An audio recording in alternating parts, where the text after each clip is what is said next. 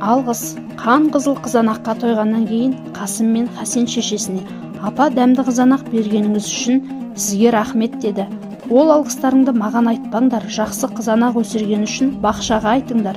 Балалар бақшаға жүгіріп келді де қызанақ өсіп тұрған сабақтарға бас иіп алғыс жаудырды. Қызанақ жапырақтары былай деп сыбырлады: "Ол алғыстарыңды бізге айтпаңдар, құнарлы қара топырақты жерге айтыңдар." Қасым мен Хасен жерге басын иіп еңкейіп тұрып алғыс айтты. "Мейірімді жер, дәмді қызанақ өсіргенің үшін көп рахмет." Жер жұмсақ майда қара топырағын бүлк еткізіп: "Ол алғыстарыңды маған айтпаңдар, жаңбырсыз жер көктеп бақша гүлдемейді" деді.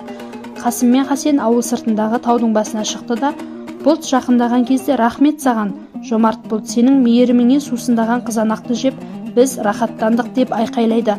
Бұл игі еңбекті бағалай білетін балаларға бұлт былай деді: "Ол алғыстарыңды маған айтпаңдар, нұр үстіне нұр төгіп әлемге тіршілік себетін құдіретті күнге айтыңдар." Екі бала қара көзілдіріктерін киіп алып күнге қарады да бар дауыспен: "Уа әлемге тіршілік, бұлтқа жаңбыр берген мейірімді күн, сенің сәулеңнен нәр алған қызанақ қандай тәтті" деді.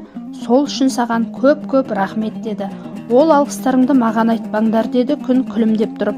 "Қызанақты отырғызып дамылсыз баптаған адамға алғыс айтыңдар."